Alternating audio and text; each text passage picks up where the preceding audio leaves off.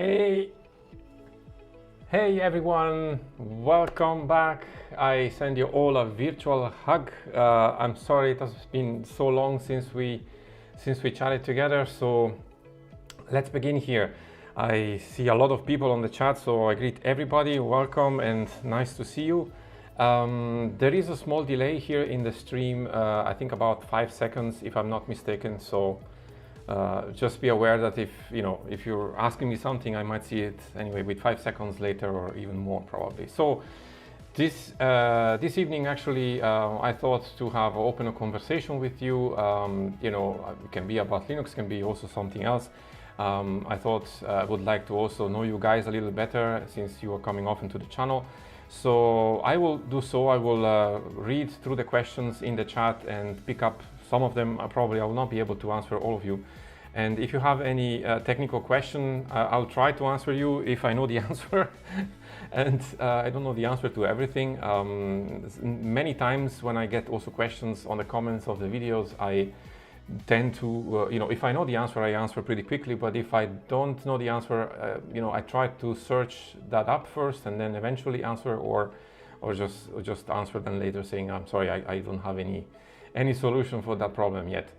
So just let's have a conversation, and I think I will read through the chat here constantly. So just you can write the questions in there. You can put my name there so that I can see when you are directing that at me. Somebody's asking me, for example, from which region I am. From Italy. Actually, originally I was born in Emilia Romagna, which is on the south. It's on the north, attached to Lombardia, and that was quite a long time ago. Let's put it that way. And I have some music on the background, guys. I don't know if you hear it. If it's disturbing for you, I think I might actually slowly fade it out because you heard it already for the last 15 minutes, so I can just fade it out. So there you go. So you can hear my voice. So let me go through here. What do I see?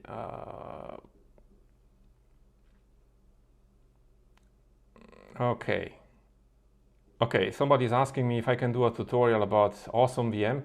So the Awesome Window Manager is something that I haven't covered yet on the channel, and the reason is I've been looking into it. I'm still actually working with that. The problem is before I make a tutorial, I try to research not only the window manager itself, but also the language on which it's written. So I really don't know Lua that well, and I don't know Lua at all, to be honest with you. And what I managed until now on Awesome, I'm putting together the pieces, but it takes a little time because I'm not, I don't know languages that well. I know Python a little bit, but not that much. I am more like I know Bash scripting pretty well now because of the certification, but the other languages I want to learn. I want to learn actually Python. I want to learn Lua. Haskell maybe a little later because that's a little bit more complex for me at least. But that's the reason. So before I do an Awesome VM, I want to feel more comfortable with Lua. Yeah, thanks guys. I'll do my best to keep it up.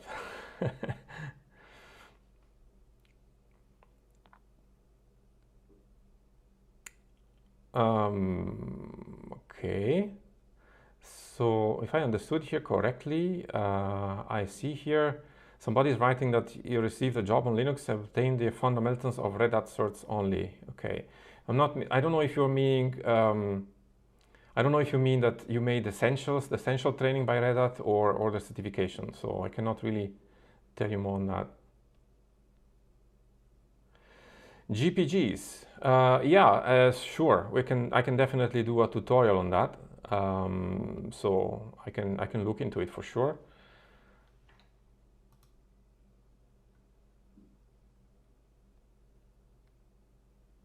Okay. So I'm scrolling through some questions here. What are your thoughts on Garuda Linux Xfce? So the Xfce version, I didn't try it yet. I cannot really tell you. But generally speaking, I covered Garuda some time ago, and I felt it has a lot of potential, and I think it's getting definitely more tuned with time. What I like, the edition I like the most about Garuda is actually the barebone edition, which I probably am going to do a video about it because it's really clean. It doesn't have any extra software, although you need to install pretty much yourself because it's really empty. You just have a basic functioning system with the basic services and nothing else. But you know, you get the full installation with ButterFS and snapshots and the grub and you know, snapshots on grub, ZRAM and many other things. And you know, if you want, you can also clean out the Garuda packages and have a clean install of Arch basically. So that's I haven't tried the Xfce version, but I might do that maybe in the future. So let me see. Yeah, Michael is commenting Python is a great introductory language. Yeah, that's the one actually that I feel the most comfortable with right now. Like I said, you know, I did the system administration. There you need bash scripting mostly. So Python is something that I'm learning, and I want to learn also other languages, but it takes time, and you know, I'm not the youngest guy on the block, so it takes even longer probably.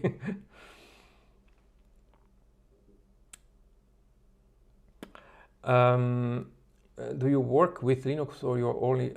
no, I work with Linux. My machines are Linux machines. I have Arch Linux on my main desktop here at home where I work, where I do my videos. And I have also Arch on my laptop.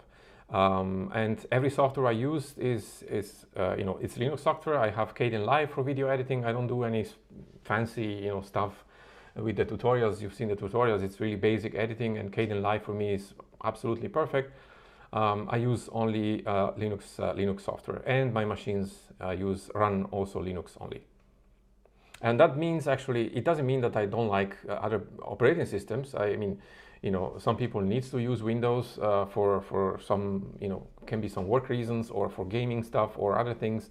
And some people maybe need to work with the Mac. You know, where I live here in this country, a lot of people are working actually with Macs, especially most of the design studios, production studios, they always use Macs.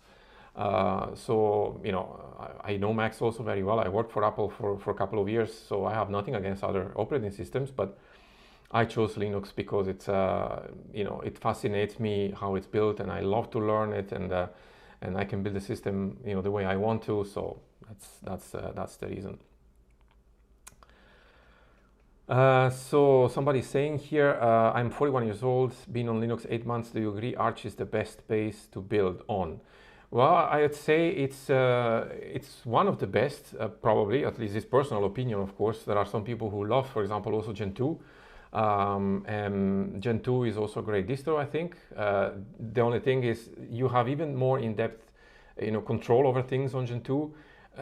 Which is great. On the other side, you know, it takes also a little longer to compile the packages because you have to compile everything from scratch. I remember having somebody writing me on Twitter some time ago. They compiled Gnome and it took like 4 hours or 5 hours. So it's, you know, it's a great distro if you want to learn even deeper stuff about Linux, but you have to have also the time for that. And that I think Arch is where Arch really hits the good balance between that, because you can still learn a lot about Linux. But you know, you don't need too long to you know, to install the system, so to say. So NeoVim, what do you think about NeoVim? NeoVim is something I haven't used yet. I'm so used to use Vim, and at the beginning I actually used to have Nano. Then I had to move to Vim because it was in the certification, and I got so used to it. But you know, many people talk about NeoVim, so I will definitely try it out one day. Hi Ben from Kentucky, nice to see you.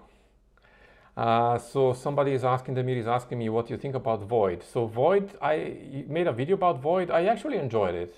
Void is very, I had a feeling it's a very simple distribution, and it's very well built. I don't know how big is the user base there. I cannot really say, but I really enjoyed the time with Void. It was fairly simple to to build, and packages were also nicely done, and you could find mostly everything. So I enjoyed it actually. So let's go ahead here. I'm running Arch on my Dell laptop. It's Optimus based and having usually tough time settings up awesome VM. Yeah, that's the point. So because I didn't do actually honestly yet anything really concrete on the channel with awesome, I cannot help you much there. One thing though, if you are on Arch, what I can recommend you eventually is to try out the System76 package from the AUR. It used to actually work really well. I tried it with a couple of laptops and it was really working well, because you can switch there. You can switch to you know, one of the cards, and when you switch, for example, to Intel, it switches off completely the NVIDIA card. So that's a big bonus because it saves a lot of battery. So you can try that. Maybe it's easier. Yeah, somebody's asking me about Bedrock Linux. So this is, somebody asked me also in the comments about this some days ago. I haven't tried it yet, but you guys seems to be very interested in that, so I will have a look at it, definitely. Any thought on the Olive video editor? No, I haven't used that. I started actually with Kdenlive and I'm still stuck with Kdenlive. Well, I'm not stuck with Kdenlive. I like actually Kdenlive. It's a great software. I really like it. It's very intuitive. But I know there are some others. You know, there is also DaVinci Resolve, which is very popular. I haven't tried that yet, but most of it, most because actually I don't need for what I do. You know, it's I'm not really a big fancy video editor. I just do the cuts and then put some things in. So the Kdenlive for me is really working fine. But if you guys are interested in me doing also tutorials for other software, let me know. I will definitely do that. I tend to usually cover you know, system installations or system maintenance, but I can definitely do tutorials also for apps. Hi from India. Hi. Why did Garuda drop the Cinnamon version, Joseph? I don't know. I have no idea. Maybe that's probably a question better, you know, better directed to the Garuda forums. I know the guys at Garuda in the Garuda forums are very active, so you probably get one answer definitely. I really don't know why they dropped that. I tried recently the Gnome version, the barebone version, which has been updated a few days ago, and I will do a video about that because I find it's a quite, you know, good build, so to say, if you really want to have just the basic stuff. Have you tried Linux from scratch? No, I haven't. But again, something which has been asked, I will definitely have a look at it.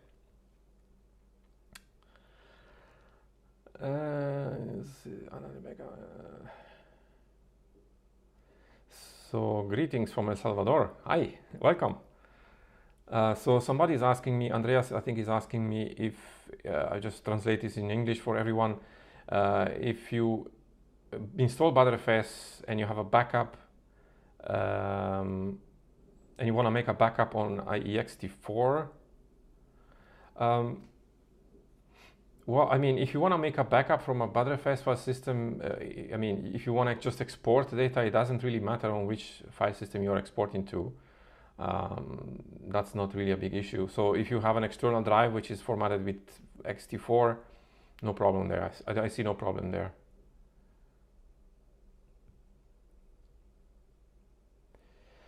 So Tech0, which I again thank for the grub theme that he did for me the other day, is telling me he's building his own distro using Arco Linux. Arco Linux, yes, I heard about it. Of course, I did also a video about Arco. I think it's a great distro, and Eric Dubois is doing a fantastic job there. I really like his videos, very informative, very, very well done.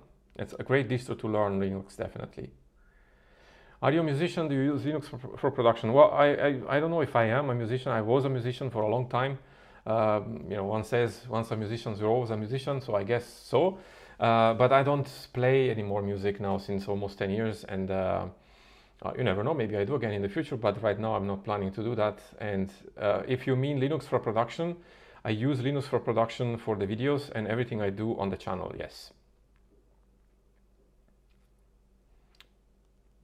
So if somebody is saying me, is telling me you ignored me, I'm sorry. I'm trying to keep with the questions. If I didn't answer, just post it again. I don't do this in purpose. Okay, I try to. The chat goes very quick here, so I just turn on a question. And so somebody's asking me here, just on in and got a question. I usually do ext4 partitions on Arch and I have seen the Fedora switch to. Well, you know, the discussion with Btrfs and ext4, it's you know, ext4 is a mature file system. It exists already since a long time, and it's still probably the most widely used file system on Linux today. Btrfs, of course, has a lot of advantages, you know, because of snapshotting and you know, other stuff. So probably Btrfs is going to probably, you know, be the standard file system one day, but I don't think it's going to be in the near future. There are still some things that needs to be ironed out in Btrfs. And if you look at the Btrfs wiki, it's written even there. Some things are not yet working, are planned. But it has definitely his advantages over ext4, but the ext4 is a more mature file system. So if you're running a server, most likely you will run it probably on ext4 right now. Keyboard layout, Italian or Deutsch? I have actually a Swiss keyboard because I'm living in Switzerland right now. And here they sell Swiss-German keyboards. So it's a mix between I don't know, it's a mix between a French and a German keyboard with a lot of keys, which I never use. But to get a US keyboard here, it's not easy sometimes. So, you know, I'm just sticking now with the Swiss keyboard. And if I will move to another country one day, I will use another one. We'll see. Portugal, hello. Are you familiar with Web? No, I don't know. I don't know this one. Vim-based web browser. No, I don't know that one. I have to look it up.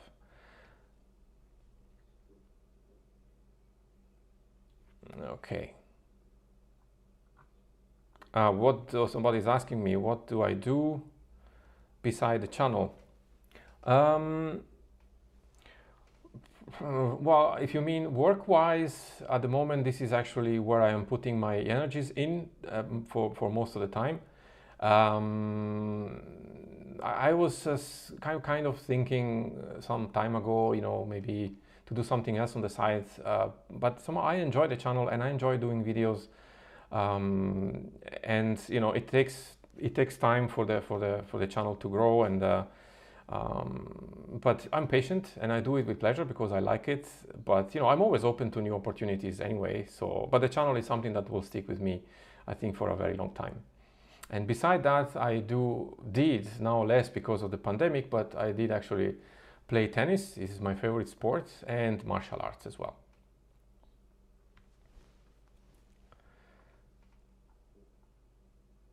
So let me see. I have to go back again to this chat is scrolling up very quickly here. So somebody is asking me here, for example, I have to go back again. Okay, here. So somebody is telling me they installed Pop OS. They're using Pop OS for a while, and they asked me if I should use Arch to learn more about Linux. Well, yes and no. I mean, you know, if you install Arch, you're going to learn anyways about Linux because you need to install it manually unless you use a script. But you know, it's a little bit beside the point.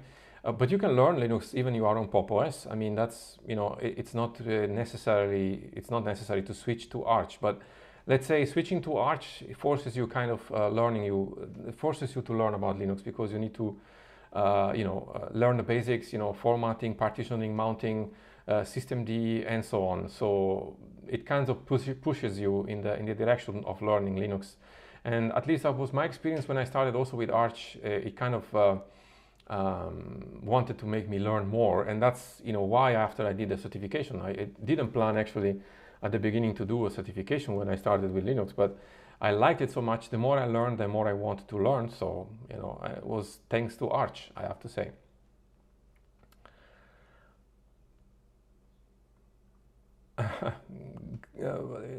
Okay, somebody is thanking me because of the videos. I'm very happy to help. Anytime I can help, I'm always very, very happy. Greetings from Germany. Thank you. Do you have any recommendation how to do hardware checks beside the standard tools? Maybe you can elaborate a bit more what you mean about hardware checks. How many distros, desktop or VMs tried before select best one, which one for you? So, wow, that's a very difficult question, Plasma.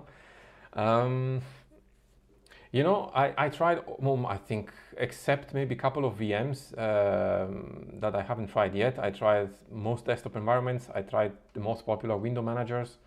I found actually that I could I could fit myself everywhere somehow, and that's a little bit me. I'm not, I'm not fixed on one thing. I can manage in many different ways, but in the end, I think everyone should try and decide, what's best for the person, because what's good for me might not be good for you. Or, if I would say, for example, KDE, I feel fantastic in KDE and in Gnome less, that might be the opposite for you. So I enjoyed the workflow in KDE because it's structured in a certain way, but at the same time, I enjoy also the workflow on Gnome because it's a little different, but it's equally good for me, and the same also on VMs. Even on VMs, maybe for certain tasks, I feel more productive because it's a little lighter and a little quicker, but the recommendation I give to everybody who is new in Linux or try to decide which distro or which desktop environment on Window Manager, try as much as you can, and then stick with a desktop environment for a couple of weeks, and then maybe try another one, and then decide which one fits best for you. Because what I'm telling you, it's just my opinion, and it doesn't necessarily fit to yours.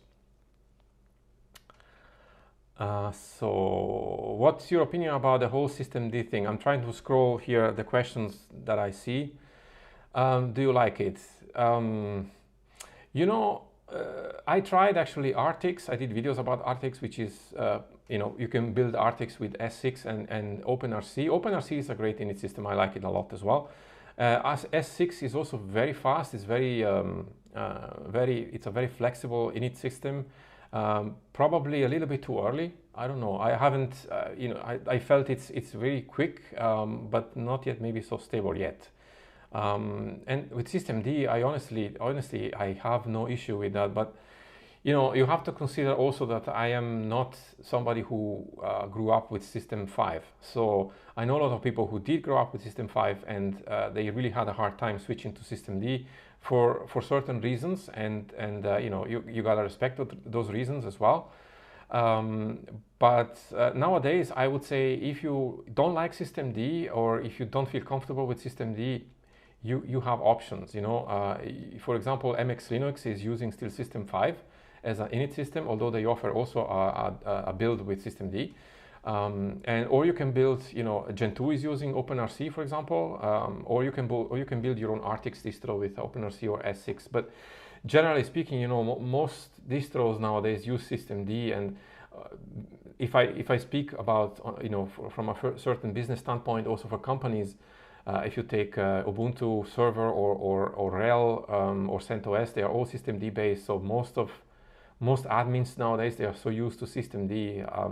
So I think, even they don't like it, they might not have really other choices, at least in the business world. In the desktop world, maybe it's a little different.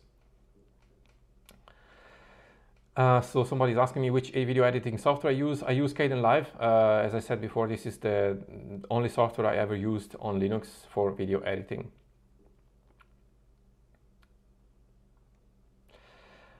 Somebody's asking me in Italian here if I try to come back to Italy for working in the Linux business. No, I haven't. I don't know if I will. I have no idea. It's still too early. I'm fixed here right now. Italy, it's my family is still there, so I might go back there one day. But at the moment, I don't see any plans actually. But like I said before, you never know. Just stay flexible. So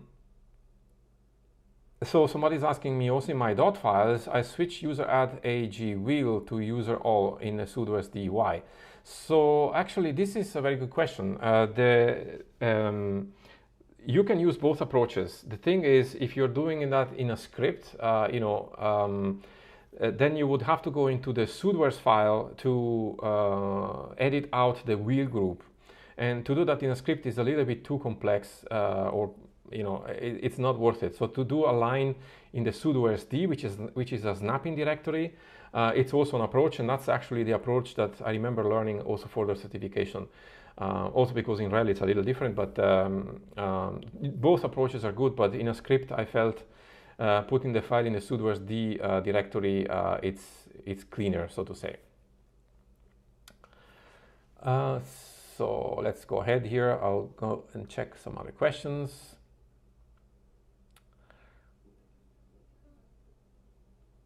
Danke.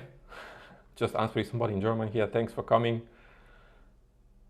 So ZFS, that's something that I haven't explored yet, and the reason is because mostly I use Arch, and ZFS on Arch is still kind of work in progress. If you see on the wiki, it's also they're very careful there. It's not yet probably mature enough to explore that. So I will definitely do that maybe in the future, but for now, until it gets a little bit more stable, we'll see. Which distro you recommend for a person who has NVIDIA cards and want to record with OBS? By the way, which software you use for recording? So for recording, I use, for the tutorials, I use OBS and sometimes Simple Screen Recorder. If you are looking for a distro with the best graphic card and NVIDIA support, I honestly, I would go probably with Pop! OS. That's my favorite Debian-based distro, I have to say. They have really good support for NVIDIA cards. They have this System 76 power and the extension where you can basically switch the graphic card up to the power menu. It's really well done. It's really, really well integrated. And if you're looking for something like that, I think Pop! OS will serve you well. What's my current setup like? So I have here right now two monitors. One is a 4K monitor, one is a 1080p monitor, and I have my PC, the specs of my PC you see always on the channel. I have all the specs there and the software I use. So the reason why I have a 4K and a 1080p, it's not only because the 4K it's nice to read, but it's because it's actually good for troubleshooting. Because as you know, high DPI support with mixed displays, it's not always the best experience on Linux, and I've been trying to find out always good solutions to manage a 1080p display and a high DPI display with the same distro. So there have been some improvements there with Wayland. If for example you have Gnome with Wayland with two monitors, two different DPIs, it's actually scaling correctly the windows, but not the menus. In KDE, for example, it's a little different because there are some problems there with compositing, so it's yet not mature, but I think it's gonna get there. But I'm always curious to see, these differences with DPI. So I have a keyboard and a mouse, they're both wired. I have my camera where you see me now. This is a Sony Z1 camera, and I have a microphone here, which is a very, very simple microphone. No, not big fancy. I don't have a big fancy studio. Okay, so let's scroll through again. So somebody's asking me again, do you prefer using AUR or Flatpaks or snaps? So when possible, I like to use on Arch the AUR packages. Sometimes with some packages I had some no problems, but some of them are flagged out of date fairly often, and then they won't install because sometimes I need to reinstall the system and I need to reinstall them. So I don't know, AUR, and if I have to go to Flatpak snaps, I prefer definitely Flatpaks because they perform a little bit better in my opinion, at least for what I tried until now.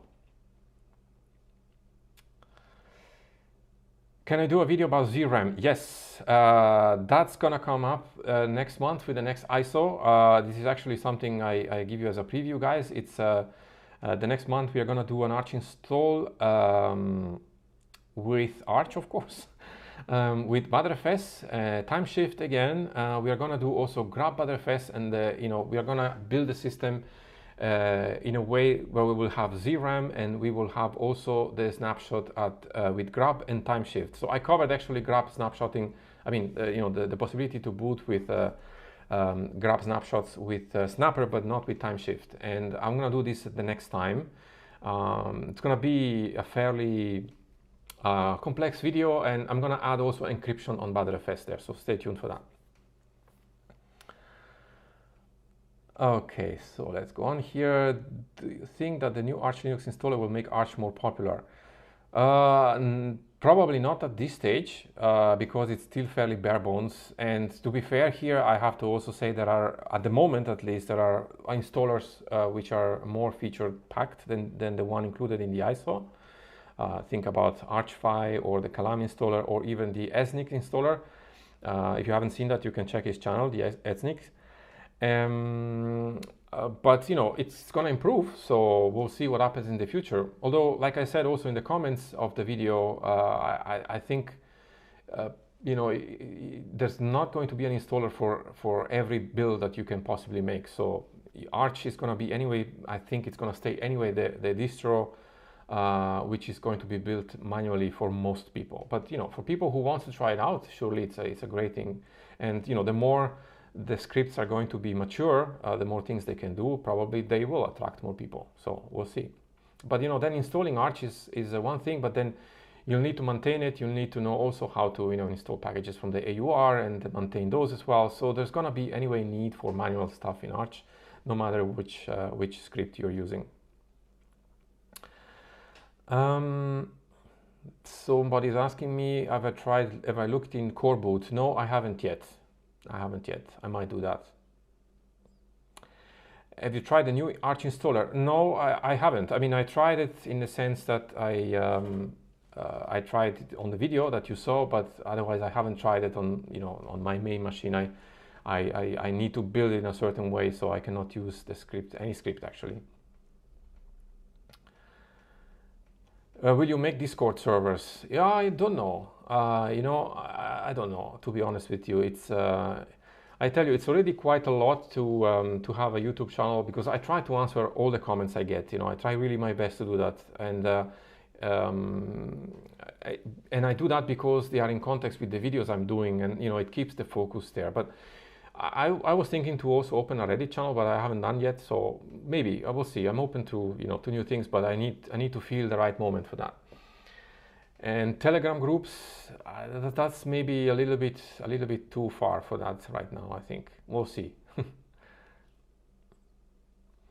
So somebody's asking, how can we install Arch on a single USB drive? Well, I did a video actually on that. I did a video where you can install Arch for UEFI and MBR. It's a hybrid install and with encryption, I think, if I'm not mistaken. So you can check that up. You can see how it's done. So have you heard from Archbox to run software from Arch on other distros, and would you make a video? But I haven't heard about it, or no, I heard about it, but I haven't looked at it. Thank you for reminding me. I think I will have definitely a look at this. So somebody's saying about DVM, they like the tutorials. I'm glad you like the tutorials about DVM. I wish I could, maybe I do some more videos about DVM in the future, because it's a really great window manager, but I didn't have yet the time to do that. So somebody's asking me here, I have 3 displays, 2 1080p, one 1440p KDE, Arch no issue. What you on about? Yeah, I don't know. I have the problem is that you know, displays don't scale correctly. So if you have a 1080p display, it should scale at 100%, and the 4K display, in my case, it should scale at 200%. So if I'm using Xwork, both displays are going to scale at 200%, which is, you know, fine. But you can work with those, but it's not ideal. With Wayland, actually, displays gets correctly scaled, but I have some graphical issues, and I don't know if that's the driver or Wayland.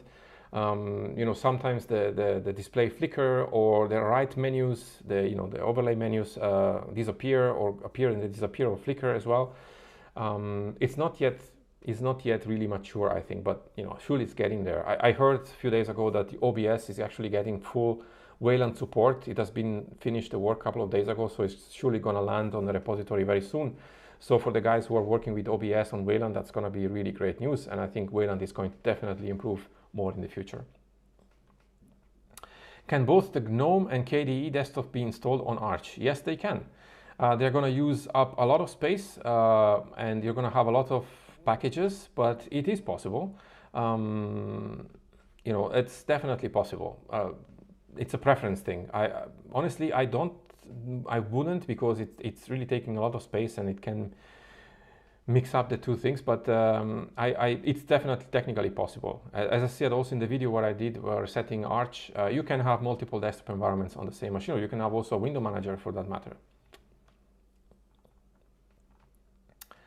So I go through again the questions here. Let me see. Okay. Do you set your monitor for use in a window manager to get things looking right in 4K and still be able? How do you set your monitors for use in a window manager to set things look right in 4K and still be able to use the other one at 1080p? Well, you know, you can use Xrender for that, which is kind of working, but it's not working perfectly. You can scale it to a certain extent, but it's never going to be perfectly scaled. I got used to, actually, if I have to, I got used to work with, with the high DPI. But again, I've seen improvements with Wayland, so I'm hopeful that in the future it's going to get better. What are your thoughts about using Debian SID as a daily driver? Haven't tried that, actually, to be honest with you. Actually, I feel bad about this because Debian is actually a great distro. It's one of the first distros I tried after SUSE, I remember, in the old days. I have to give Debian a little bit more space on the channel. This is really something I have to do. So I promise you, I will check that up. Conky, yes. Conky is something that I want to do, actually, since sometimes, but there are some things on the that I'm trying to figure out on the ArchWiki, because I think the Conky packages or some things are built now differently. They have another language, or it has been changed. I'm not yet sure exactly what happened there. I read something on the ArchWiki, but I will make a video on Conky, definitely. So do you plan to make videos on Linux automation tools like Ansible? Yes, but first I need to learn it myself.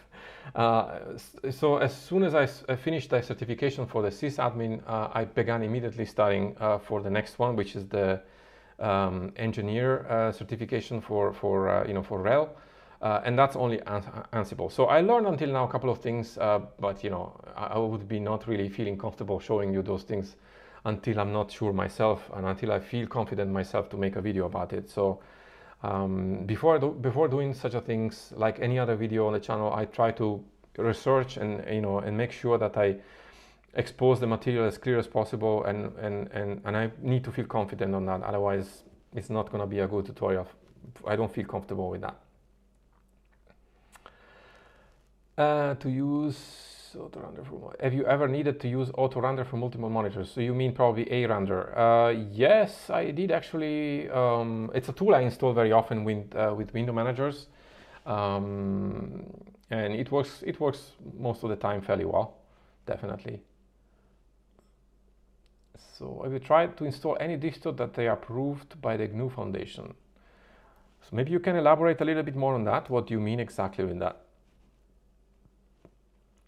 Somebody's asking me, did you study IT, something in IT, or is it just your hobby? Well,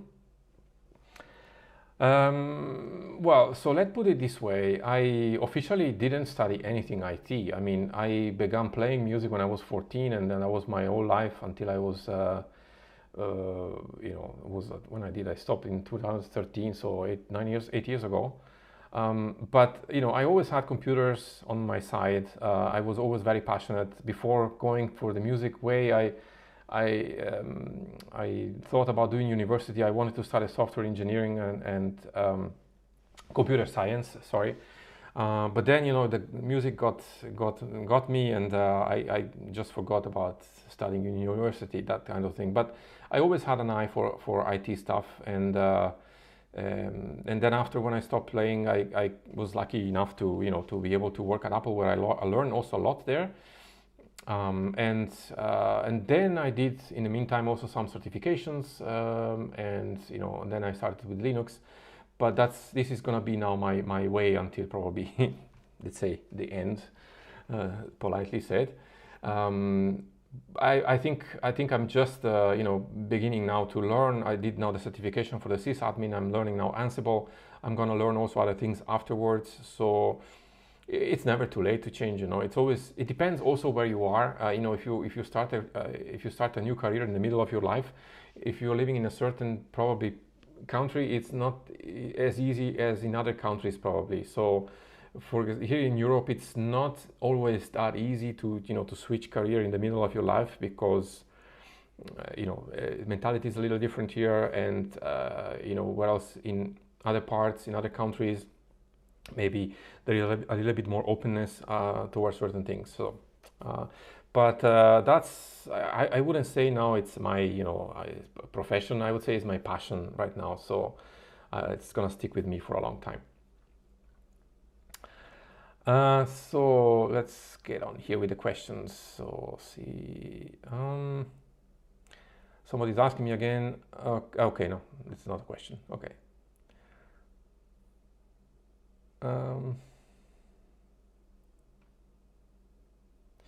Yeah, the latest Gnome gestures. I haven't tried them yet because I didn't install yet on the laptop. But like I said in the last video, I'm going to do this next week.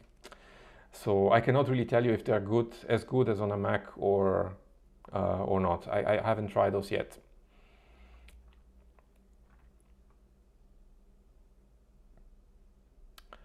Okay. Somebody's asking me here, Arch KDE refined with the last kernel and after install LTS, but still starts to the latest kernel. I'm not sure about that. I have to look. I would have to look it up because I refined. I did a video on refined, but I think if I'm not mistaken, but don't take my word here 100%. If I'm not mistaken, you have to make an extra entry in the refined bootloader for the LTS kernel. You need to have an extra thing, otherwise it won't work. So let's go to the next question. Somebody's asking me here, I had issues with NVIDIA Optimus on my laptop because the external monitor does not wake up after it goes to sleep. No, to be honest with you, I didn't have this issue when I tried that out. That might have to do, I'm assuming you're speaking about Arch. That might have to do with some power management. So what you can do there, you can try to look in the Arch wiki about NVIDIA power management, and you will see if there is something specific for that. But I didn't see this. This problem. Comment on Linux elitism. Yeah. You know, I don't know if I want to comment on that, to be honest with you, because I don't really care about you know, about this aspect of Linux. You know, I love Linux. I love enjoying and I enjoy really using Linux, and I do the videos and I try to speak to people when they are interested, and just I want to share with them my passion with it. And I never feel the need to be feeling different because I'm using Linux compared to another operating system, or because I know some stuff about an operating system which is, you know, higher, let's say, or more difficult than others. This is for me completely, you know, out of questions. So every time I see a discussion about this, I'm not interested in those things. So I think the best thing is always to do what you feel it's right to do, and you know, what other people think, it's irrelevant in these cases. I think it's just a matter of how much you enjoy it, and you know, how much you want to learn, and that's it. Firefox or Chromium? Good question. Let's see. So Chromium actually lost all the sync capabilities with Google services in March. But I liked actually Chromium. I used to use it a lot. You know, it's fast. It's built with GTK. So, but lately actually I started to use a bit more Firefox. But I'm planning actually to use more Libre Ssl, which is stripped out of many things that Firefox has. The thing is, what I tried until now, Libre Ssl is not exactly working in the way I want to yet. So, and you need to install a Flatpak, I think, because it's not yet in the AUR neither. So we'll see. But between the two right now, I don't know what to say. I think I like both browsers. I used actually Brave also for quite a while. It's also a nice browser to use. Which laptop you're using? So I tell you here, I had actually a XPS 17, which I actually gave back because somehow it was not worth the money for me. So right now I have here actually a MacBook Pro from 2015. I changed the battery because it was not good, and you know, replacing the battery on a 15 MacBook Pro, it's not a problem, from 2015, and I installed Arch in there. So This is my laptop right now.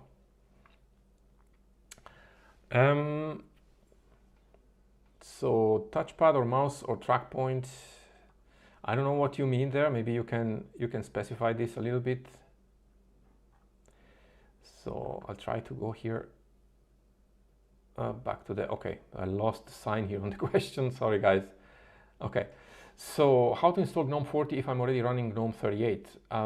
Well, I don't know which distro you are, but if you are on Arch, you should be able to upgrade immediately if you upgrade the system.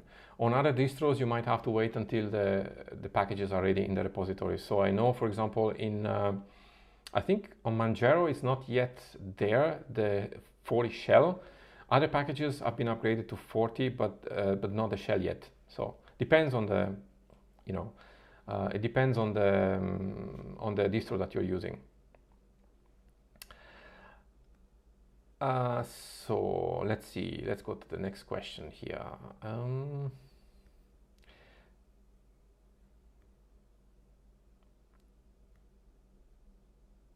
Okay, somebody's asking me here, I know you love Arch and will recommend it to anyone, but could you tell me if there is a Debian-based distro that offers simplicity and minimalistic approach like Arch?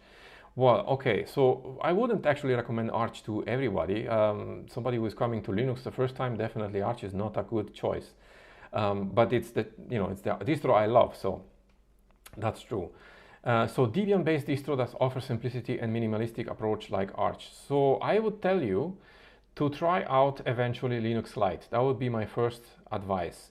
Linux Lite is really nicely built. You know, it's based on, I think, on Debian and Ubuntu, if I'm not mistaken. And it has been recently updated to the version 5.4 with many improvements. So you can try that out. It has the Xfce desktop environment, which is very light. And it's a very nice built distro. It has several tools also for system management, which are really simple to use. You know, no difficult things there. So that's something that I could recommend you definitely. So somebody asking me, are you still using i3 as your daily VM? So I switched actually a few weeks ago to BSPWM. I'm enjoying this right now. i3 is great. I still have my .dot files there. I might go back there one day, but right now it's BSPWM. So somebody's asking here, what would be the advice that you will give a person who is willing to learn Linux? Where to start, which resources to look for, or what you do differently if you start right now? So I think if you want to learn Linux because of, you know, you want to start a new career as a, you know, working in the Linux world, definitely start to look, definitely, you know, install some distro like Arch or Gen 2 if you really want to learn the basics there. But then as a resources, I would definitely tell you to look up some books. I can tell you, for example, from Sander van Vugt, which made several good books and video course also about Red Hat certifications. And definitely some resources also on the, for example, on the Red Hat website or on the Canonical website are very good. You find a lot of things there. And there are some other resources online as well, books and courses. But I tell you, the resource that will help you the most when you want to learn Linux is practice. There is no better resource than that. I can tell you I read at least 6 or 7 books and did several video courses, but there was nothing. Of course, you know, the theoretical concepts, it's good to learn in the mind, but if you don't practice them, you are not really going to understand them that well. You really need to practice a lot. And by that I mean doing a lot of installations, doing a lot of system management, configuring the systems and so on. And then, you know, once you have the confidence, because you practice a lot, then when you go to the exam, especially the Red Hat exam, which is practical, it's going to feel very natural. But to get there, you need to practice a lot. So resources, you have a lot on the internet you can search for, also on what's called Udemy, I think. You find also some courses there. But finally, it's really the practice which will make you master. So why Arch is different from Ubuntu? Well, I don't know what you mean there. I mean, it's different in a sense that, you know, it uses a different package manager. It doesn't have, you know, it doesn't install the way Ubuntu installs. It uses also a different. It's a different concept. So Ubuntu is, it's a built, it's a distribution you can install and use out of the box. Arch, you have to build it yourself. So that's, one of the main differences, and it uses also different package management as well. Have you ever installed Arch on an Intel MacBook Pro? Yes, this is the one I have here. So I have this Intel MacBook Pro 2015. It installs absolutely fine. I had no issues with anything. So now with the wireless card, now with the FaceTime camera, it works everything out of the box. Now with the newest ones, that's tricky. So MacBook Pros 2016 and over until 2020, very, very difficult. With the M1 chips, no way. At least for now, no way. You can install eventually Arch on a virtual machine, the ARM version of Arch on a virtual machine, but you will not be able to install it natively. With older Macs, for example, with the MacBook Air 2013, which I have somewhere here, which is not in a good shape, it's a little more difficult because the Wi-Fi card does not work out of the box. You have to tether first with a smartphone and install the driver. So, but for the 2015 Macs, normally it works really well.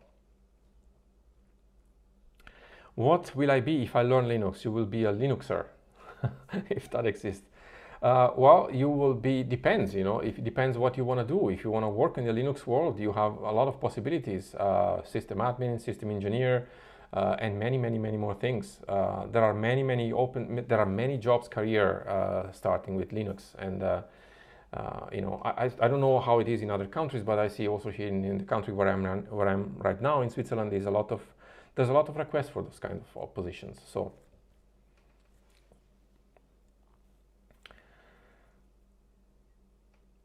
okay, so let's move on here. Just checking the time.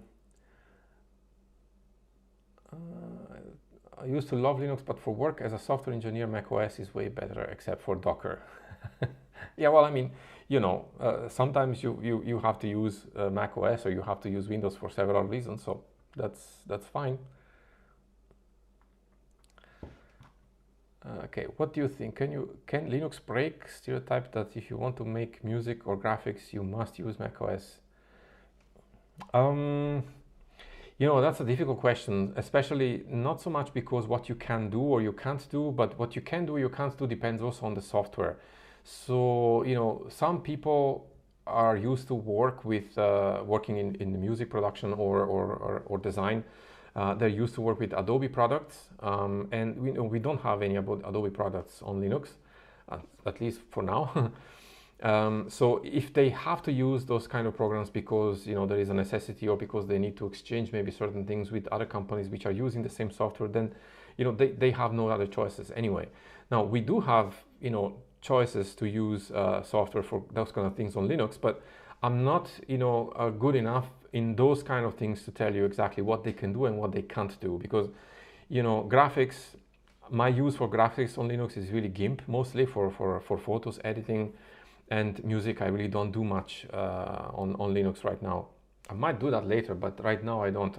I just know there is a software for writing music on Linux, but other than that I don't know much. But the people who are working with this on Linux, maybe they can give you a better answer. The problem is more like, what I see also in companies around here, most people are using, in those businesses, they're using Macs because they kind of have to, because other companies are also using Mac. It's the kind of same things like why many companies are using Windows is also because other companies are also using Windows and they need to exchange certain things and it works only with Windows, or they have software which is only for Windows. So it's a difficult question to answer. So,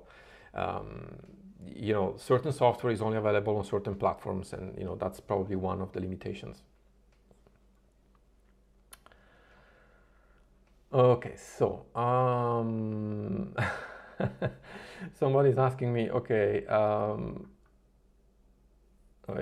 I think I skipped here some questions. I try to go through the order, but it's not always easy. So somebody's asking me here. Sorry guys, I need to go back here.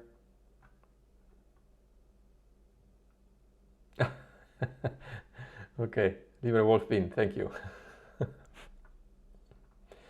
Let me go down here.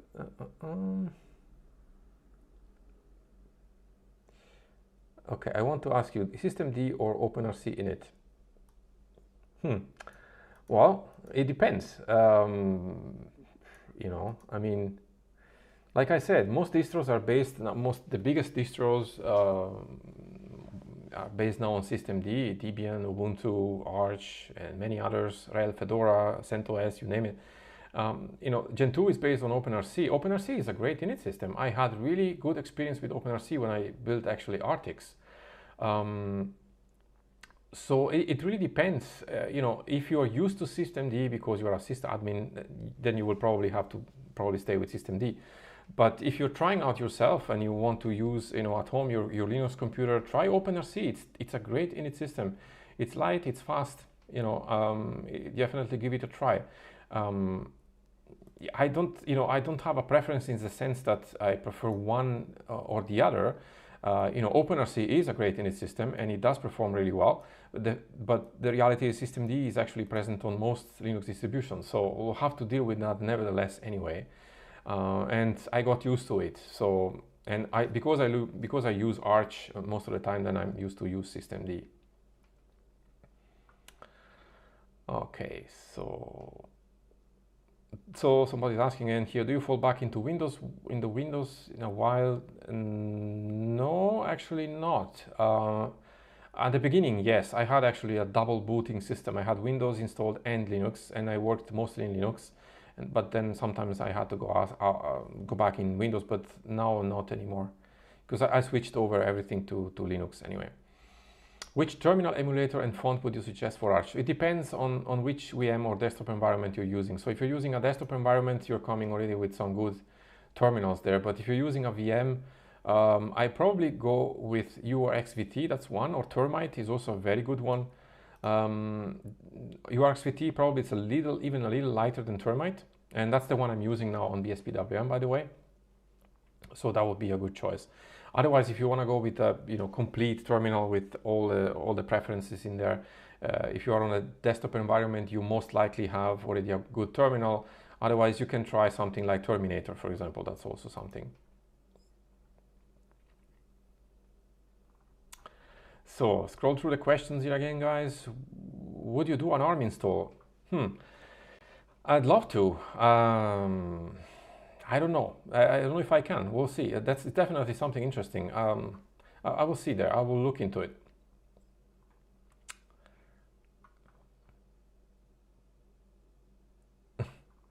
Okay, I think I answered already some of these questions. So what do you think about Parabola? I haven't tried that yet.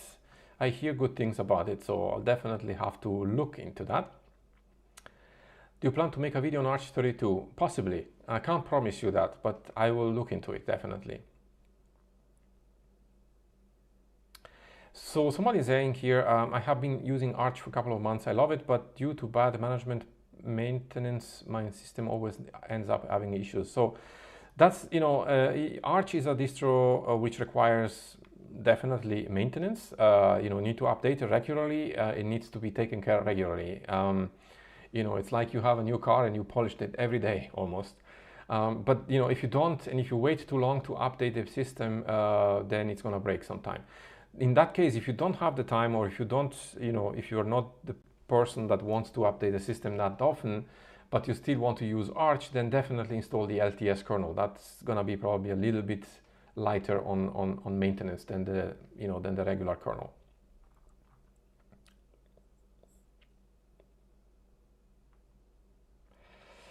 Alrighty. So the book, yeah, I don't know the name of the book, but you can search for Sander. Actually, it's not Sandra, but Sander van Vugt is the name. You find tons of resources about him on the internet. I'm gonna do also my own in the forthcoming futures, probably the next half of the year, maybe second half of the year. Maybe I'm gonna try and begin to make also my things, but right now I will not do that.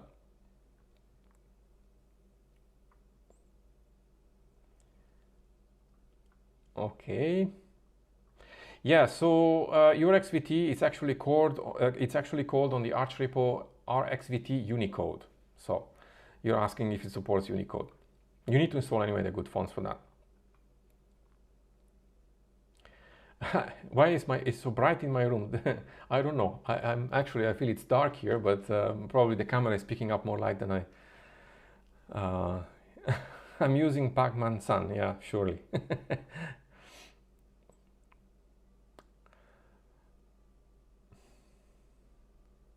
Okay.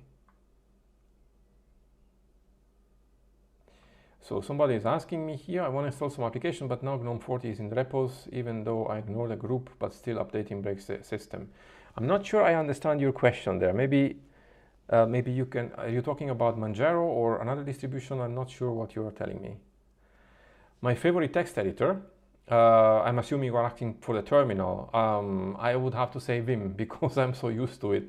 But I know there are other great text editors, and I will definitely try them out. But I got to use with Vim the first time when I saw Vim, I was like, oh my God, I will never learn this thing. But you know, get used to it, and learning for the certification was great. And once you get used to it, it's really a great editor. So, what do you think is a good way to transfer all of your data over to a new distro when you switch? Well, you can use something like GitHub or GitLab. This is what I did as well. You could, you know, theoretically switch from one distro to the other and just then import your files from there. Yeah, don't feel bad. Emacs is a great editor, but you know, I just said it's just Vim is one of them, so that's my favorite until now, at least.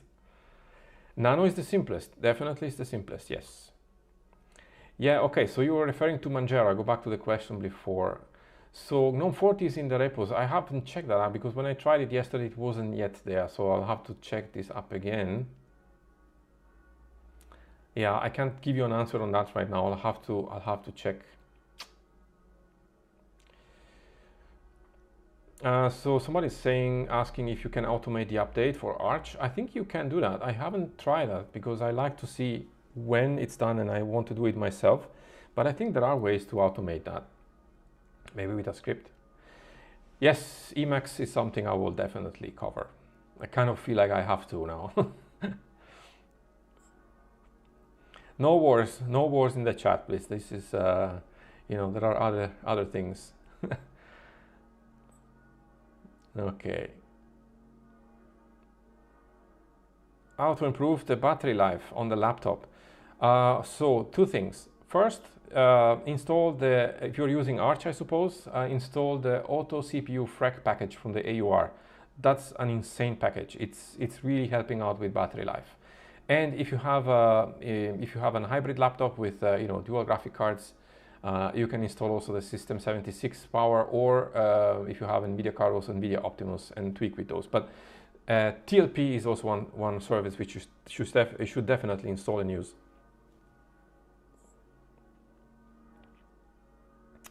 What do you think about Arch as a server OS?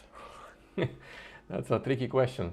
So, you know, it's difficult to say because Arch uses really the latest packages, and although it can be, you know, you can build it with an LTS kernel and make it more stable, but you're going to have nevertheless always very often updates.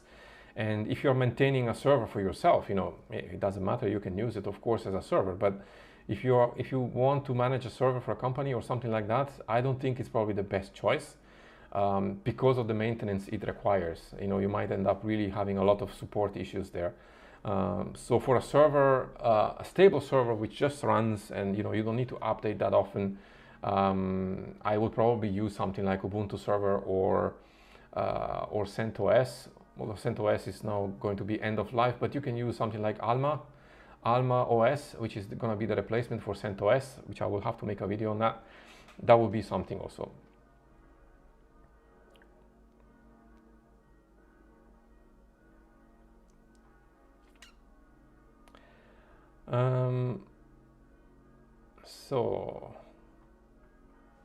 So guys, we are now 1 hour counting. I think I'm gonna do still, if it's okay with you, I'm gonna do still like maybe 20 minutes, so maybe 7:30, and then I'm gonna close up.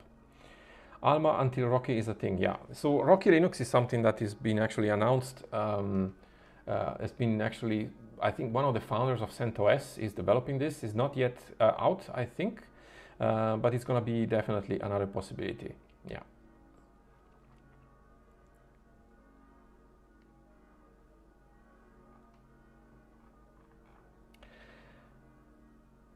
So let's see here what I can pick up.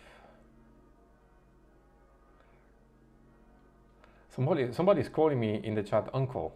Okay, that's the first time that somebody calls me uncle. I don't. Am I so old? Okay. What am I doing this evening? I'm chatting with you guys, in case you haven't noticed. No, I'm just after the chat here. I am going to just watch some movies or something. I prepared some other videos today for the next week on the channel. I can tell you the next week actually I have a video which might be interesting for some of you. I'm gonna actually do a tutorial on installing Snapper on Fedora, which is something that I haven't seen a lot around. And I'm going to install Snapper and taking snapshots there, automatical snapshots at updates and so on. So stay tuned, it's a quite nice tutorial, and if you're using Fedora, it's gonna be something probably that you can use.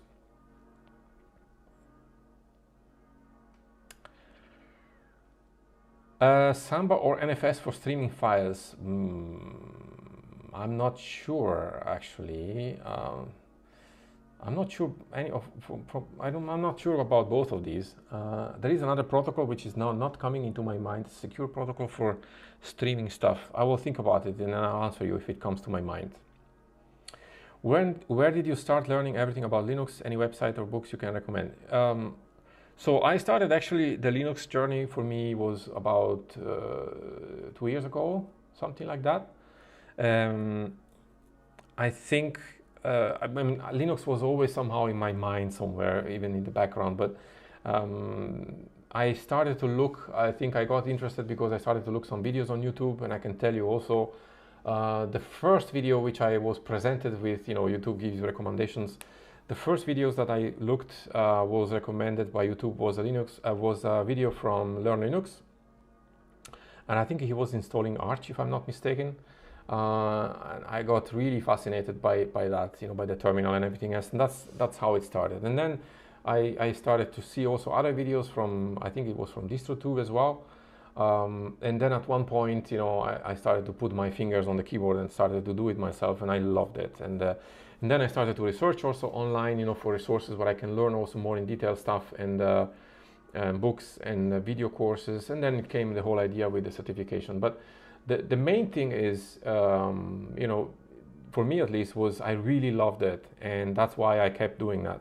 And if you want to learn, if you want to go through this path, you know, with Linux, I would tell you probably the only thing you have to look for is really that you really like it. Because if you don't really like it, sometimes it's going to be a little bit too much, and then you're going to give up. So first the passion, and then everything else comes with. Can you do some videos about NixOS? Yes, I know NixOS. I've tried actually it out, and it's a great system. I will definitely do that. Have you tried Alpine Linux? You know, funny you mentioned this. I've been looking at Alpine Linux yesterday. I was researching a little bit about it. I will definitely explore it, but I cannot tell you exactly when. It's going to take me some time to do that.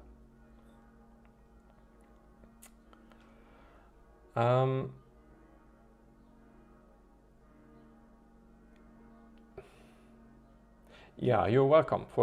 Some people, somebody's writing here, the ArchWiki sometimes is a little difficult to read or to understand. When I began actually to read the ArchWiki, I had also the same impression, but then I found actually with time, the more you understand the system and you know how it works, the more clear it becomes as well. It doesn't mean that the ArchWiki is perfect, but it gets better with time, so to say.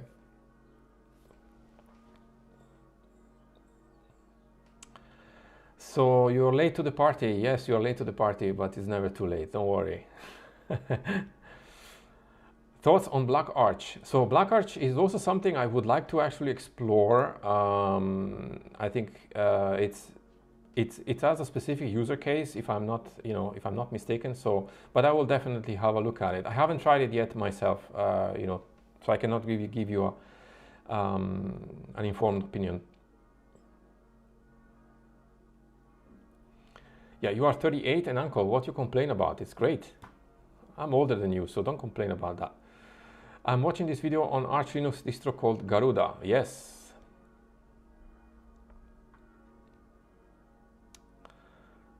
I don't understand Linux, somebody's saying here. You will. Just keep at it. If you like Linux, you will. So somebody's asking me, are you working as a sysadmin? How boring or exciting would you describe the job? Okay, that's a good question. I do work as a system admin, but I'm not working for a company, at least not right now. I do build eventually server for people, for companies who want to have that, for small companies mostly. And it's not boring for me. I like it. System admin is it's something that I really enjoy doing. Maybe it gets boring later, but right now it's really not boring. And I think it's also very important to remember, you need to keep yourself up to date. And that's the reason also why the certification is valid only for 4 years. Then you have to redo it again. So you have to be always up to date. And that's something I really like because, there is always something new on the corner. It's always nice to learn something. So that makes it exciting for me. And, I'm learning also other stuff besides system admin, like system engineer and other things. So, but I really like the job. Would you consider now to video on the basics of GitLab, especially how to share on some files with the public? Yes, I did actually some videos on one video about GitLab, but I can definitely go a little deeper in there. Make a video on deploying GitLab on Arch. Not sure what you mean there. If you mean deploying a GitLab's a GitLab server on Arch, maybe. I'm not sure. Did you learn Linux while having a regular job? Yes, for a while. Before I was working, I worked in different, what can I say, in different areas. Beside tech, I was working also in HR for another company for a while, and I did also coaching trainings as well. And those helped me also. I mean, HR maybe a little less, but I was actually HR in a tech company, so I had to do a lot of tech stuff anyway. But I was doing that for a while, and then after, when I left the company, then everything I did really without the job. So I was just learning Linux and starting to think about doing something for Linux also, and then the YouTube channel came a little bit later.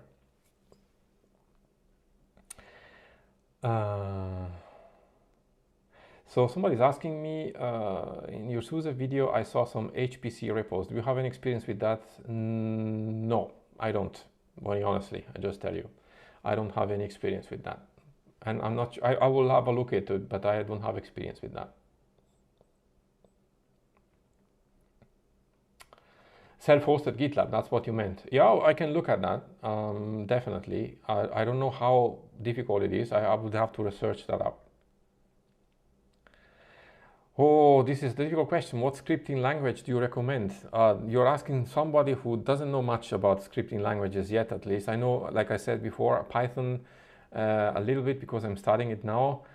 Lua, I really don't know much about Lua yet, and that's the reason also why I struggle a little bit with AwesomeOS, with the Awesome VM yet to make a video about that, because I don't feel confident enough with Lua yet. So, but Python I think is one of the most popular anyway right now, and yeah, so that's probably the one I would recommend you. But probably in the community here, there's somebody who knows more about me than about languages.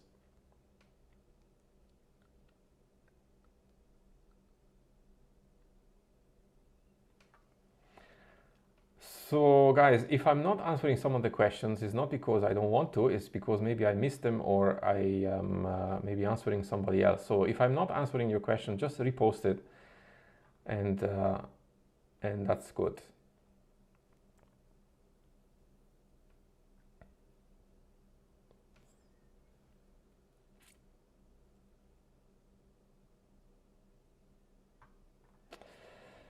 Okay. Let's see. Where did you learn to speak English so good? Well, looks like you're Schweizer. Okay, can talk better than us Germans. I don't know. Well, I am actually Italian. I was born in Italy. I do have actually both passports because I'm living here since a long time. English I learned actually because I studied in Canada for 3 years when I was studying music. But that was a long time ago. So that's the reason. Thoughts on Void versus Arch. You know, Arch, what I love, the thing I love the most about Arch is because of the AUR, because you find really everything on the AUR. It's really amazing. The amount of things, what you find in the AUR is incredible. Every time I think like, okay, is there something like that that I can use? I go to the AUR and I look there and it's like, okay, there is. And that's something very special to Arch. Now, Void, I enjoyed it.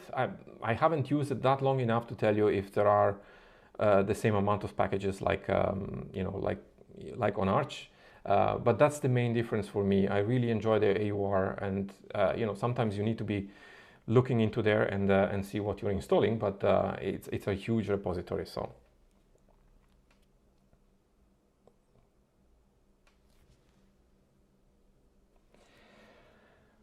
So somebody's, yeah, there is Roberto Marcone. If I'm not answering the question, it's not because you are not paying me. It's just because I missed it. So just repost it if you wish, and I will answer you. I'm sorry if I missed it. I probably didn't see it because I was answering other people.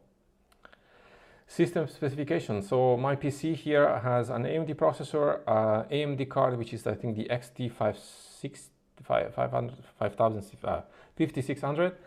And I have 32 gigabytes of RAM, and that's it. Not really bigger than that. I mean, it's already big enough, to be honest with you. In one sentence, systemd or not systemd? In a sentence, okay, I would say probably systemd, because we have to live with systemd anyway. So I rather want to be positive toward it, and just, you know, stick with it because it's there. We don't have much of a choice. I mean, you know, like I said before, you can choose to use another system with another init system like Gen2, OpenRC, but systemd is present and it's there, so I will anyway use it. Neomat or Thunderbird? Whoa, that's I mean, Thunderbird is anyway, you know, Neomat needs configuration, and it doesn't work always, especially now with the new things, authorizations and stuff. Sometimes I had issues with that, but Thunderbird is, you know, it's a full-blown email client, so probably definitely Thunderbird in that. I use Arch, but okay. Mr. Arch Linux. Okay, I think nobody called me that until now.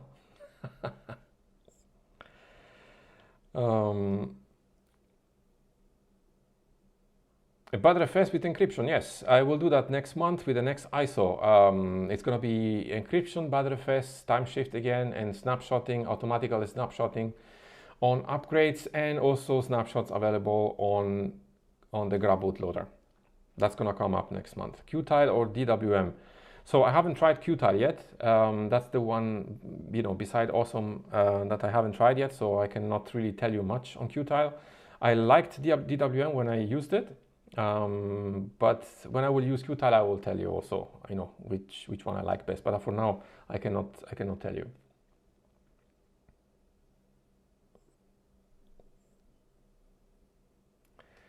I know many of you like Qtile.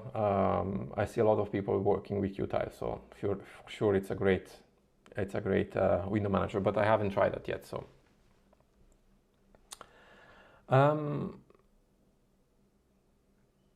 okay. Awesome VM, yes, I will cover this later. As I said also before, Awesome is based on Lua, and I don't know the language that well yet to feel comfortable doing a video about that, but I will do that in the future. So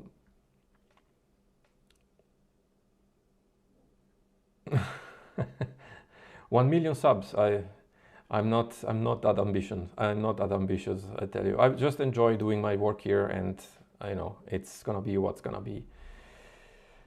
Have you any experience with Solaris? Open Solaris is dead, but there is almost no. I haven't. I haven't used Solaris not once. I know the system, it exists. I know a little bit what it does, but I haven't used it myself, so I cannot really good answer there. Could you do a video going through best practice with Btrfs? So that's a very difficult question because I have the impression Btrfs is a file system which is still fairly new, I'd say. Many things are not yet implemented, and it's going to mature with time. But there are some basics maybe that I can. That's also what I did in the last video. But it's gonna, I think, evolve with time. So we'll see. Somebody's asking me what kind of music did you make or work with? Well, I was working with classical music. I was playing in an orchestra for, first I was playing solo, and then I was playing in an orchestra for many years. I was playing classical music. That was my main job in those days, yeah.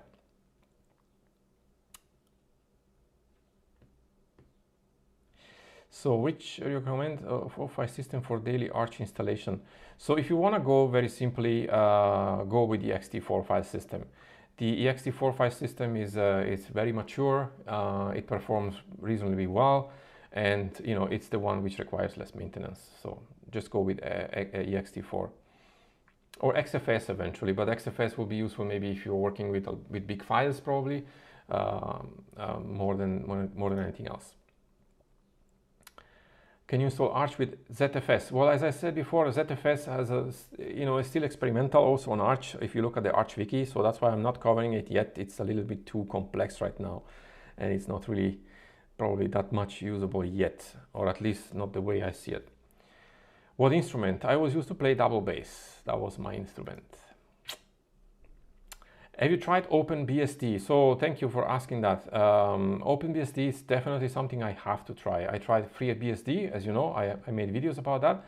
And I got requests about OpenBSD and GhostBSD as well. So I'm gonna look at those both in the future, definitely. I would like to see a more video about Wayland versus X11. Yeah, that's gonna be an interesting video. The problem is many times I see people using Wayland, and then many times they fall back to X11 because some functions or some things are not yet working fully on Wayland. I think it's going to be interesting to do a video probably soon, but not yet. There are going some things in Wayland which are getting developed right now. I see it's going to be interesting in the future, definitely.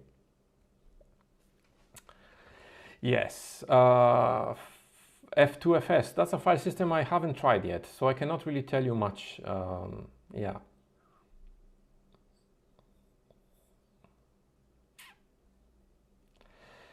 Tried Nomad BSD. Yeah, that's one of the BSD also variants that I would love to try out as well.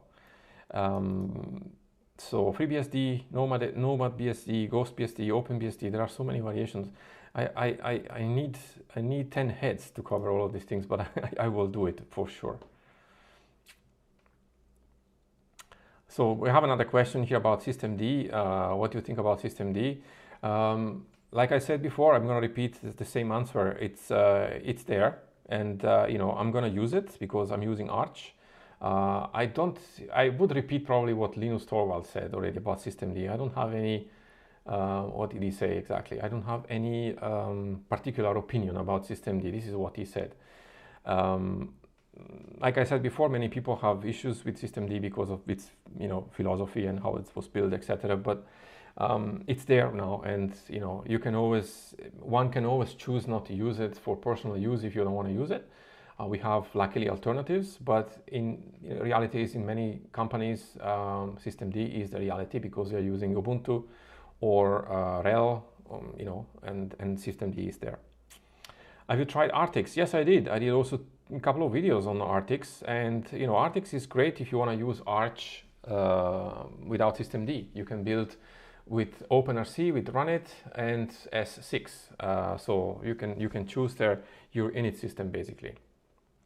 I enjoyed it, but in the end I stuck with Arch because you know, it's the main distribution, and I'm used to build it, and because of the certification I did also, I was used to use systemd, and you know, that's why I use it also as well. That's one of the reasons. So what do you think about Linux YouTube channels like DistroTube or LuxSmith? You know, I honestly, like I said before, actually DistroTube is one of the channels I was presented at the start of when I started to learn Linux. That one and learning Linux was the other channel that I was recommended by YouTube. You know, I think these guys are doing amazing jobs. I mean, you know, they are making great videos for people who want to use Linux. Sometimes they're making videos about free open source, advocating for open source, which is great. So, you know, everyone who is working on these things, I have my utmost respect. And, you know, that's all I have to say about it. They're doing great jobs. Some channels, you know, are also putting in maybe some other content, more, you know, can be politics or other stuff. That's, you know, their choice, of course. I'm not going to do that. This channel is never going to be about any kind of politics, because there is a place and a time and a time for that, in my opinion. So I'm not going to do that here. Migration from Arch to Artix. Well, you're gonna have to build it. You cannot just remove systemd from Arch. Even if you look at the Arch wiki, it's written. It's theoretically doable, but it's a very painful process. So somebody's asking me Slackware or Debian. Actually, Slackware, you know, it's one of the distributions. Actually, I was checking out the other day because it has been updated after what 5 years. I think the last one was in 2016, and now it has been updated. I think this year. So I'm gonna look at that definitely. Oh, I see why you guys are seeing me with this light. It's because I have yellow lights behind me. It's not that I'm sick or anything. Can you play? Can you play the overture of the Marriage of Figaro? I did play that a lot when I was playing.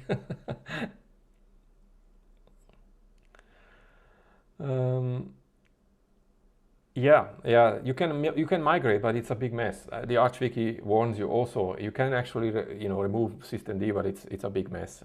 It's better to build from scratch. So somebody's asking again here, with all the show that Linux is getting lately, do you think we will get more people who will write viruses, malware for Linux? Who knows? I mean, you know, Linux has been actually around for very long time already, especially on servers. So I think we'll see. But honestly, I don't know. I'm not sure. I mean, if you're using, you know, many servers are using RHEL with 4 point something kernel, or Ubuntu servers since many years. So I'm sure there are some kind of you know, issues there, but I don't know. I'm not saying that Linux is virus free. I'm not saying that. I'm sure that you know, there are some security issues like every operating system, like any software actually. But it depends how, you know, how exploitable they are and how big they are. So I'm not sure about that. I'm not really a security expert there. But knowing that Linux is around already since many years on servers makes me feel good.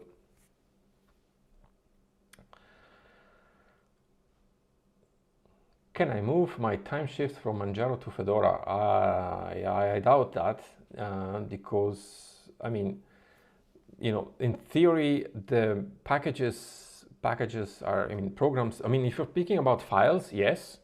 You know, if you're using files like photos or videos, yes. If you're thinking about system files, then probably not, because it's a different distro and it's built differently. So how about you install Arch with Gnome and you want to switch to Awesome VM? Is that an easy task? Well, yes and no. I mean, you can reset Arch, like, you know, I did on the channel. I did a video about that, where you can basically, you know, remove the desktop environment or the window manager you have and reset Arch to the base install. and then install on top of that, the packages you need. So in theory, it's possible. It's not that hard once you know how to do.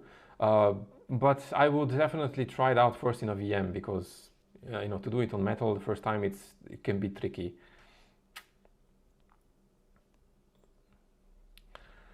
Do you like C? Well, I suppose here you're asking as a programming language. So again, I'm not familiar with that, because I don't know the language yet, at least not yet. I'm probably will in the future, but I know by people who are developing, saying me that C is a great language. So,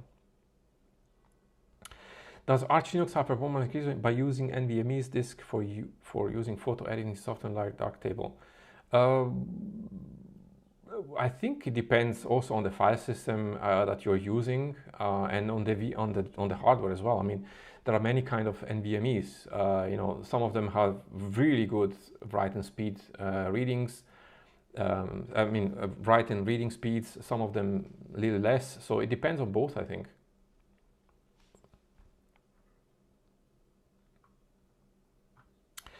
Yeah, that's the thing. So about removing Gnome, etc. So if you look at the video, what I did is like I removed Gnome and then reinstalled the base system, just the base system, not the window manager or the desktop environment, because in the base system you have all the components you need for to build in the desktop environment or your window manager. So remove Gnome with the dependencies, then rebuild the base system only, and then build on top of that your VM or desktop environment. Do you like Xmonad? So Xmonad is great. I tried it out. I did also videos about that. But again, the only issue I have with Xmonad is because it's in Haskell, and that's not the issue of Xmonad. It's my issue because I don't know Haskell that well. But that's because I don't know the language that well. I know it enough to build the VM and to manage it, but it's something that would take a little bit too much of my time if I would use it regularly. How often do you update your mirror list? I usually do it weekly on my installation.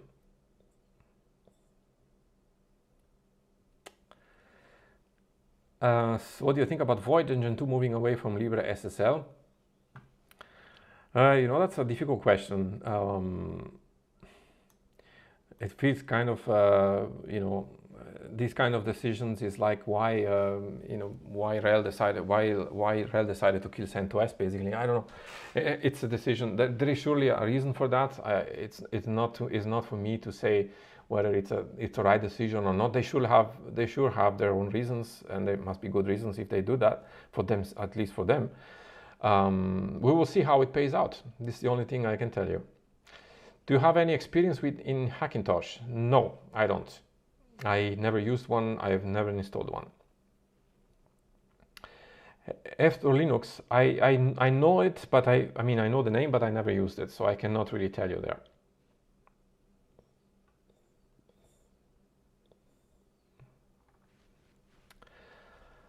So I see some questions here. I go through them. Let's see, what is that? Yeah, file 2fs, as I said before already. Another question is, I haven't tried that yet, so I cannot really give you a good information about that file system. What tool do you use for the mirror list? Reflector, always. I have the Reflector installed. I have the Reflector timer installed, and it's gonna be, updated, upgraded, or refreshed, it's better said, every week. Okay, so you prefer XT4 or Btrfs? Oh, I like both file systems. XT4, like I said, is very mature. It's very stable. Btrfs is I would say probably the new generation file system, and it's going to mature in time. And eventually, one day, it's going to be really, the file system to use. But we are not yet there. I think it's going to improve still with time. But for the feature set, Btrfs is fantastic, of course. But for the maturity and the stability, I think ext4 is, still the most used one. Okay, so I'll take still one or two questions and then I close up here, guys. So KDE or Gnome? That's a nasty question. So they both have both desktops have advantages and disadvantages. It really depends on you, on your workflow. I used both. I started to use KDE, and I loved it. Then I moved to Gnome, and I also liked it. And you know, they both have advantages. KDE is really fully featured. They have a lot of possibility to configure the system. Gnome, it's more minimalistic. And you know, if you like that kind of system, it's fantastic. And I liked really both, to work with both. But it's also me, you know, I'm very flexible. So if I put myself working on a desktop environment, I get fairly quickly used to it. And the same thing also with the window manager, because before using i3 some time ago, I never used a window manager before. So I was kind of oh, okay, I'm gonna manage that. But then once I tried it, it was fairly, you know, intuitive. So you get used to work with both, but it really depends. It's personal preference, always personal preference. They're both, like I said, having advantages and disadvantages depending on what you need. Okay, so Android or iPhone, both. I have an iPhone because my half of my family lives in Japan and they use only iPhones. In Japan, Android is not that popular like iPhones. And I need to use iPhones because, you know, we need to keep in contact with iMessage. But I have a small Android phone which I actually use here. Android is based on Linux, and that's what I use daily. So, okay, guys. So I hope you don't mind if I finish here the live stream. But what I can tell you is I will do now one of these every month. Okay. So we will do a live stream every month where we can chat, and maybe if you guys want to, I can do also sometimes a live stream doing another installation. But I thought actually installations are better done on tutorials because you can pause them and you can go through the video several times and check the information. And then if you have questions, you can ask me in the comment section. Whereas on a live stream, I'll have to just go through, and I cannot take the time also I want for you guys. So I can do this question, Q&A every month with you guys. We'll be looking forward for that. But if you have a specific request, also you can drop me an email. I will try to answer you also there as soon as I can. And I'll see you back anyway next month. So next month, probably, so in the middle of May, we can do another Q&A. So if you have some specific things, prepare yourself with questions there, or drop me an email. I will try to pick them up as well. So guys, I wish you a really great weekend. Stay safe because we are still in the middle here of the pandemic. It seems to be, it doesn't want to go away that quick. Yeah, I'll see you then in the next video, which is going to be coming up on Tuesday next week. As I said, it's going to be a Fedora video where we are going to install Snapper and snapshotting. We're going to snapshot a lot there. We're going to roll back snapshots. It's kind of a video which is a very interesting video for you guys who are using RHEL distros. So that's going to come up on Tuesday, and for the rest of the week I will have to see what's on the menu. I don't know yet. We'll see. Okay, I thank you very much, guys, for coming on the chat here, and I thank everybody for the support. I really appreciate that. I'll see you next week. See you next week on the videos. I'll see you next month on the live chat. And I wish all of you a great weekend. Enjoy the weekend. Enjoy the free time. And I'll see you very soon in the next video. Okay. So I think I'll stop the stream here. So again, a big virtual hug to all of you guys. And thank you for coming. And I'll see you soon in the next one. Bye.